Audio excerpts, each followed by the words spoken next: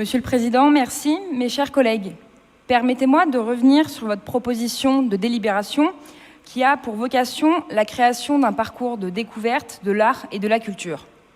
Vous mentionnez le fait, je cite, d'approuver la création de ce parcours structuré autour de fréquentation des œuvres, la rencontre avec les artistes et la pratique artistique et prenant en compte tous les temps de la vie des jeunes, que ce soit au lycée ou sur leur temps de loisirs, autour des dispositifs existants.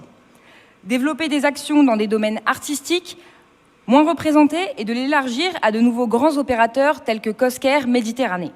Et enfin, de créer un programme budgétaire unique. Pangloss disait quelquefois à Candide « Tous les événements sont enchaînés dans le meilleur des mondes possibles ». En cela, sur le plan théorique, tout est formidable, Monsieur le Président. Mais dans la pratique, qu'en est-il et qu'en sera-t-il? Car si ce parcours découverte, comme vous le nommez, instituera, comme dans la délibération 18-15 du 16 mars 2018, la promotion de l'art visuel ou de l'art contemporain financier, qui est devenu le symbole des partisans de mai 68 et les financiers du capitalisme mondial le plus énigmatique, ou bien encore toute mise en avant de ce qui ne se fait pas partie de notre histoire avec un grand H, ou ce qui viendrait altérer notre identité nationale, régionale. Vous nous trouverez sur votre chemin face à vous.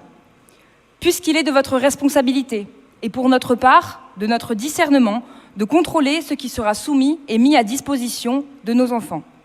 Ainsi, nous ferons preuve d'une extrême vigilance en ce qui concerne votre vision de la politique culturelle régionale, en espérant que vous vous abstiendrez de nous soumettre des délibérations ayant pour objet l'octroi de subventions à destination de programmes culturels et d'artistes cultivant la haine de la France, comme le fait votre ex-future amie Valérie Pécresse à la tête de la région Île-de-France.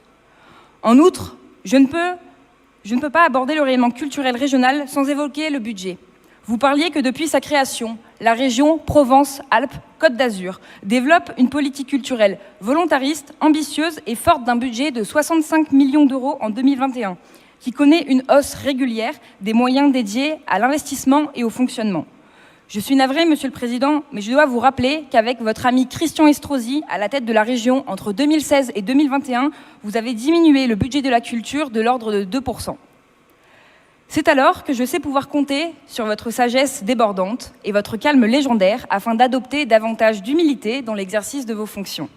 Par conséquent, nous sommes pour cette délibération sur le principe et attendons la mise en œuvre de ce parcours dans la pratique et ses résultats dans l'avenir. Je vous remercie.